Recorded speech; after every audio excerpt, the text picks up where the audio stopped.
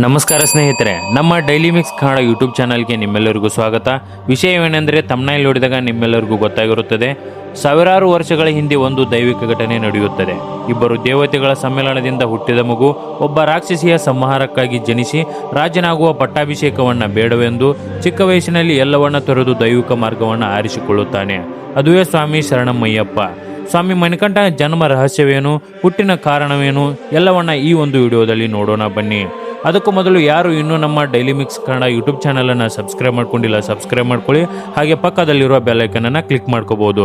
Interesting ಆಗಿರೋ ಮಣಿಕಂಠನ ಮಹಿಮೆಯನ್ನು ಕೊನೆವರೆಗೂ ನೋಡಿ. ಕೃತಯುಗದ ಕಾಲದಲ್ಲಿ ರಾಕ್ಷಸ ಕುಲದ ರಂಭಾಸುರನಿಗೂ ಮತ್ತೆ ಶ್ಯಾಮಲ ಎನ್ನುವ ಎಮ್ಮೆ ಶರದ ರಾಕ್ಷಸಿಗೂ ಒಂದು ಮಗು ಜನಿಸುತ್ತದೆ. ಆದರೆ ಜನಿಸಿದ ಮಗು ಎಮ್ಮೆ ಮುಖದ ಮಾನವ ರೂಪದ ಅಸುರನಾಗಿರುತ್ತಾನೆ. ಈತನಿಗೆ ಮಹಿಷಿ ಎನ್ನುವ ಸಹೋದರಿ ಕೂಡ ಜನಿಸುತ್ತಾಳೆ. ತುಂಬಾ ಶಕ್ತಿಶಾಲಿಯಾದ ಈತ ಭೂಮಂಡಲವನ್ನ ಜಯಿಸಿ ದೇವಲೋಕಕ್ಕೂ ಸಹ ಕಾಲ ನೀಡುತ್ತಾನೆ. ಲಕ್ಷ್ಮಿ, ಸರಸ್ವತಿ, ಪಾರ್ವತಿ ದೇವಿಯರನ್ನ ತನ್ನ ದಾಸಿಯರನ್ನಾಗಿ ಮಾಡಿಕೊಳ್ಳುವ ಹಂಬಲವನ್ನ ಹೊಂದಿರುತ್ತಾನೆ. ಅದು ಅಷ್ಟು ಸುಲಭನ ನೀವೇ ಹೇಳಿ. ಹಾಗಾಗಿ ಈ ಅಸುರ ಘೋರ ತಪಸ್ಸನ್ನು ಮಾಡಲು ಕೈಲಾಸಕ್ಕೆ ಹೋಗುತ್ತಾನೆ. ಶಿವನ ನಾಮಸ್ಮರಣೆಯನ್ನು ಮಾಡುತ್ತಾ ತನ್ನ ತಲೆಯನ್ನು ಕಡಿದು ತನ್ನ ತಲೆಯನ್ನು ಕೈಯಲ್ಲಿ ಹಿಡಿದು ಶಿವ ಪ್ರತ್ಯಕ್ಷ ಆಗುವವರೆಗೂ ಘೋರ ತಪಸ್ಸನ್ನು ಮಾಡುತ್ತಾನೆ. ಈ ಅಸುರನ ಘೋರ ತಪಸ್ಸನ್ನು ಮೆಚ್ಚಿದ ಶಿವ ಪ್ರತ್ಯಕ್ಷವಾಗಿ ಏನು ಬೇಕು ಕೇಳು ಭಕ್ತ ಎನ್ನುತ್ತಾನೆ. ಆಗ ಅಸುರ, ತ್ರಿಲೋಕದಲ್ಲಿನ ಯಾವ ಪುರುಷರಿಂದಲೂ ನನಗೆ ಸಾವು ಬರಬಾರದು. ಬ್ರಹ್ಮ, ವಿಷ್ಣು ಅಷ್ಟೇ ಅಲ್ಲದ ನಿಮ್ಮಿಂದಲೂ ನನಗೆ ಸಾವು ಬರಬಾರದು. ಇಂತಹ ವರವನ್ನು ಕೊಡಿ ಎಂದು ಕೇಳುತ್ತಾನೆ. ಈ ಅಸುರನ ಭಕ್ತಿಯನ್ನ ಮೆಚ್ಚಿದ ಶಿವ ತಥಾಸ್ತು ಎಂದು ವರವನ್ನ ಕೊಡುತ್ತಾನೆ. ಸರ್ವ ಲೋಕಗಳನ್ನೆಲ್ಲ ಜಯಿಸುವ ಆಕಾಂಕ್ಷೆ ಹೊಂದಿದ್ದ ಅಸುರ ವರ ಪಡೆದ ಮೇಲೆ ಎಲ್ಲವೂ ಸರಳ ಎನ್ನಿಸತೊಡಗುತ್ತದೆ. ಸರ್ವ ಲೋಕಗಳನ್ನೆಲ್ಲ ಜಯಿಸಿ ದೇವತೆಗಳಿಗೆ ತೊಂದರೆ ಕೊಡಲಾರಂಭಿಸಿದ ಅಸುರ. ಇದರಿಂದ ಭಯಗೊಂಡ ದೇವತೆಗಳೆಲ್ಲ ವಿಷ್ಣುವಿನ ಹತ್ತಿರ ಹೋಗುತ್ತಾರೆ. ಪರಿಹಾರ ಕೊಡಿ ಪ್ರಭು ಇದಕ್ಕೆ ಎಂದು ಬೇಡಿಕೊಳ್ಳುತ್ತಾರೆ. ಇದರಿಂದ ಕೋಪಗೊಂಡ ವಿಷ್ಣು ಅವನ ಕಣ್ಣಿನ ಜ್ವಾಲೆಯಿಂದ ಸರ್ವಶಕ್ತಿ ಪಡೆದ ಸ್ತ್ರೀಯನ್ನು ಹುಟ್ಟಿಸುತ್ತಾನೆ. ಆಗ ದೇವತೆಗಳೆಲ್ಲ ಆ ಸ್ತ್ರೀಗೆ ಶಕ್ತಿ ಅಸ್ತ್ರಗಳನ್ನು ದಾರಿ ಎರೆಯುತ್ತಾರೆ. ಅಸುರನ ವಧೆಗೆ ಕಳುಹಿಸುತ್ತಾರೆ. 9 ದಿನ 10 ರಾತ್ರಿ ನಡೆದ ಈ ಘೋರ ಯುದ್ಧದಲ್ಲಿ ಅಸುರನ ಸಂಹಾರವಾಗುತ್ತದೆ. ಕ್ರೋಧದಿಂದಿರುವ ಅಸುರ ಮರ್ದಿನಿಯನ್ನ ದೇವತೆಗಳೆಲ್ಲ ಬಂದು ಶಾಂತಗೊಳಿಸುತ್ತಾರೆ. ತನ್ನ ಸಹೋದರನ ಸಾವಿನ ವಿಷಯ ತಿಳಿದ ಮಹಿಷಿ ಕ್ರೋಧಗೊಂಡು ದೇವತೆಗಳು ಕುತಂತ್ರದಿಂದ ನನ್ನ ಸಹೋದರನನ್ನು ಕೊಂದಿದ್ದಾರೆ ಎಂದು ಗರ್ಜಿಸುತ್ತಾಳೆ.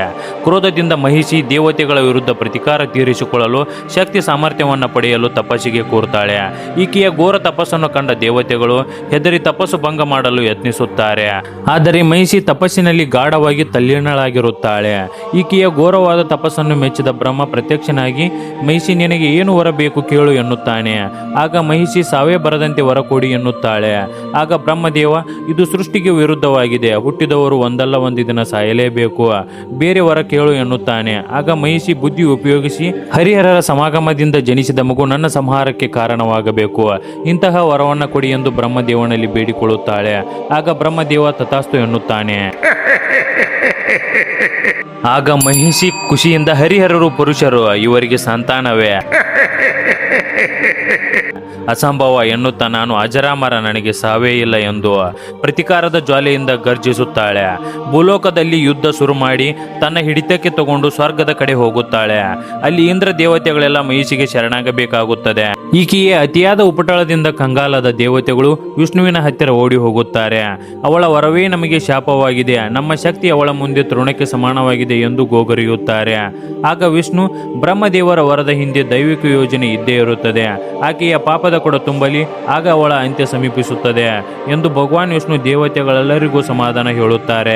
ಮಹಿಷಿ ದೇವಲೋಕವನ್ನ ತನ್ನ ಪರವಾಗಿ ಆಳ್ವಿಕೆ ಮಾಡಲು ಇಂದ್ರನಿಗೆ ಕೊಟ್ಟು, ದೇವತೆಗಳಿಗೆ ಋಷಿಗಳು ಮಾಡುವ ಯಜ್ಞಗಳಿಂದ ಶಕ್ತಿ ಬರುತ್ತದೆ ಎಂದು ತಿಳಿದು ಯಜ್ಞಯಾಗಗಳನ್ನು ಮಾಡುವ ಋಷಿಗಳನ್ನು ಸಂಹರಿಸುತ್ತಾ ಹೋಗುತ್ತಾಳೆ.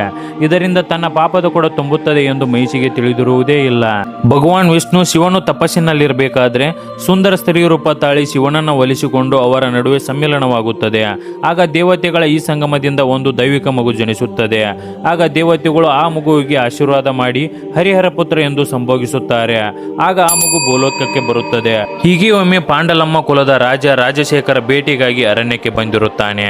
ಆಗ ರಾಜನಿಗೆ ಈ ಮಗು ದೊರಕುತ್ತದೆ. ರಾಜ ಋಷಿಗಳ ಹತ್ತಿರ ಮಗುವಿನ ಜಾತಕವನ್ನು ಕೇಳುತ್ತಾನೆ.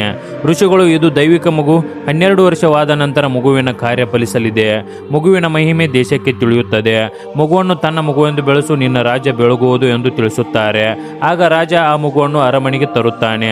ಮಕ್ಕಳಿಲ್ಲದ ರಾಣಿ ಮಗುವನ್ನು ನೋಡಿ ಸಂತೋಷ ಪಡುತ್ತಾಳೆ. ಮಗುವಿನ ಕೊರಳಲ್ಲಿ ಒಂದು ಮಣಿ ಇದ್ದಿದ್ದರಿಂದ ಮಗುವಿಗೆ ಮಣಿಕಂಠ ಎಂದು ಹೆಸರನ್ನಿಡುತ್ತಾರೆ. ಮಗುವಿಗೆ ಒಳ್ಳೆಯ ಜ್ಞಾನ ಶಕ್ತಿಗಳ ಅಭ್ಯಾಸವನ್ನು ಕೊಡಿಸುತ್ತಾರೆ. ಹೀಗೆ ಒಂದು ದಿನ ರಾಣಿಗೂ ಸಹ ಒಂದು ಗಂಡು ಮಗು ಜನಿಸುತ್ತದೆ. ಇಬ್ಬರು ಸಹೋದರರು ಅನ್ಯೂನ್ಯತೆಯಿಂದ ಬೆಳೆಯತೊಡಗುತ್ತಾರೆ. ಆಶ್ರಮದಲ್ಲಿ ಇಬ್ಬರೂ ಸಹೋದರರು ಋಷಿಗಳಿಂದ ಸರ್ವ ವಿದ್ಯೆಗಳನ್ನೆಲ್ಲ ಪಡೆದುಕೊಳ್ಳುತ್ತಾರೆ. ಆಗ ಮಣಿಕಂಠ ಗುರುಗಳಿಗೆ ಗುರುದಕ್ಷಿಣೆಯನ್ನು ಕೊಡಲು ಹೋಗುತ್ತಾನೆ. ಆಗ ಋಷಿಗಳು ಗುರುದಕ್ಷಿಣೆ ಬೇಡ ಎಂದು ಹೇಳುತ್ತಾರೆ. ಮಣಿಕಂಠನ ಮಹಿಮೆಯನ್ನು ತಿಳಿದಿದ್ದ ಋಷಿಗಳು, ನನ್ನ ಮಗ ಸರ್ವೋತ್ತಮ ಮೂಕ ಮತ್ತು ಕುರುಡನಾಗಿದ್ದಾನೆ, ಅವನ ಶಾಪ ಪರಿಹರಿಸು ಎಂದು ಕೇಳಿಕೊಳ್ಳುತ್ತಾರೆ. ಆಗ ಶಿವ ಮಣಿಕಂಠನ ರೂಪ ತಾಳಿ ಸರ್ವೋತ್ತಮನ ಕನಸಿನಲ್ಲಿ ಬಂದು ಓಂಕಾರ ನುಡಿಯುವಂತೆ ಹೇಳುತ್ತಾರೆ. ಆಗ ಸರ್ವೋತ್ತಮ ಓಂಕಾರ ನುಡಿಯುತ್ತಾ ಕಣ್ಣು ಬಿಡುತ್ತಾನೆ. ಕಂಠ ಮತ್ತೆ ದೃಷ್ಟಿ ಪ್ರಾಪ್ತವಾಗಿರುತ್ತದೆ. ಈ ಒಂದು ಗುರುದಕ್ಷಿಣೆಯಿಂದ ಋಷಿಗಳು ಸಂತೋಷ ಪಡುತ್ತಾರೆ. ಮಣಿಕಂಠ ಸರ್ವ ವಿದ್ಯೆಗಳಲ್ಲಿ ಪಾರಂಗತನಾಗಿರುತ್ತಾನೆ. ತಂದೆ ಪಟ್ಟಾಭಿಷೇಕ ಮಾಡಲು ತೀರ್ಮಾನಿಸುತ್ತಾನೆ. ಆಗ ಒಬ್ಬ ಕುತಂತ್ರಿ ಮಂತ್ರಿ ರಾಣಿಯ ತಲೆಯನ್ನು ಕೆಡಿಸುತ್ತಾನೆ. ಇವನು ರಾಜನಾದರೆ ನಿಮ್ಮ ಮಗ ಇವನ ಸೇವೆ ಮಾಡುತ್ತಾ ಇರಬೇಕು ಎಂದು ರಾಣಿಯ ತಲೆಯನ್ನು ಕೆಡಿಸುತ್ತಾನೆ. ಆಗ ರಾಣಿ ಪಟ್ಟಾಭಿಷೇಕವನ್ನು ತಪ್ಪಿಸಲು ಹುಷಾರಿಲ್ಲದಂತೆ ನಾಟಕವನ್ನು ಮಾಡುತ್ತಾಳೆ. ತನ್ನ ರೋಗಕ್ಕೆ ಹುಲಿ ಹಾಲು ಮದ್ದು ಎಂದು ಜೋಯಿಸರಿಂದ ಹೇಳಿಸುತ್ತಾರೆ. ಹುಲಿ ಹಾಲನ್ನು ತರಲು ಮಣಿಕಂಠನನ್ನು ಕಳುಹಿಸುವುದು, ಹುಲಿಗೆ ಮಣಿಕಂಠನನ್ನು ಆಹಾರವನ್ನಾಗಿ ಮಾಡುವುದು ಇದರ ಸಂಚಾಗಿರುತ್ತದೆ. ಆದ್ದರಿಂದ ಮಣಿಕಂಠ ತನ್ನ ತಾಯಿಯ ಆರೋಗ್ಯಕ್ಕಾಗಿ ಹುಲಿ ಹಾಲನ್ನು ತರಲು ಪಟ್ಟವನ್ನು ಮುಂದಕ್ಕೆ ಹಾಕಿ ಕಾಡಿಗೆ ಹೊರಡಲು ಸಿದ್ಧವಾಗುತ್ತಾನೆ. ತಂದೆ ಮಗನಿಗೆ ಅನುಕೂಲವಾಗಲೆಂದು ಬೆಲ್ಲ, ಅಕ್ಕಿ, ತೆಂಗಿನಕಾಯಿ, ಧಾನ್ಯಗಳು, ತುಪ್ಪವನ್ನ ಮತ್ತೆ ಬೇಕಾಗುವ ಸಾಮಗ್ರಿಗಳನ್ನು ಕಟ್ಟಿ ಬುತ್ತಿ ತಯಾರಿಸಿ ಕೊಡುತ್ತಾನೆ. ಇದನ್ನೇ ಈಗ ಇರುಮುಡಿ ಎನ್ನುತ್ತಾರೆ. ಕಾಡಿಗೆ ಹೊರಟ ಮಣಿಕಂಠ ಹುಲಿಗಾಗಿ ಹುಡುಕುತ್ತಾನೆ. ಇತ್ತ ಮಹಿಷಿಗೆ ತನ್ನ ಸಾವು ಸಮೀಪಿಸುತ್ತದೆ ಎಂದು ಕನಸು ಬೀಳುತ್ತದೆ.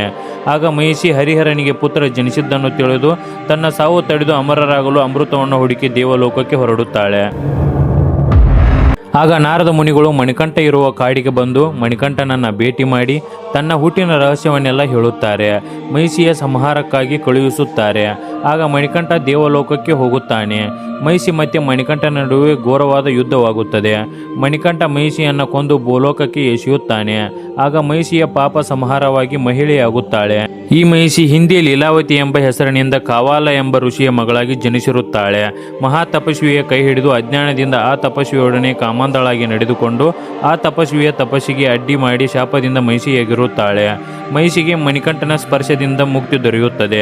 ಆಗ ಮಣಿಕಂಠ ಅವಳಿಗೆ ಆಶೀರ್ವದಿಸಿ, ಇನ್ನು ಮುಂದೆ ನೀನು ಮಾಳಿಗೆ ಪುರದಮ್ಮ ಎಂದು ಪ್ರಸಿದ್ಧಿಯಾಗುವ, ನನ್ನ ಸನ್ನಿಧಿಯಲ್ಲಿ ನೆಲೆಸಿ ಬರುವ ಭಕ್ತರ ಪೂಜಾ ಗೌರವ ಸ್ವೀಕರಿಸಿ ಅವರ ಕಷ್ಟಗಳನ್ನು ಪರಿಹರಿಸು ಎಂದು ಹೇಳುತ್ತಾನೆ.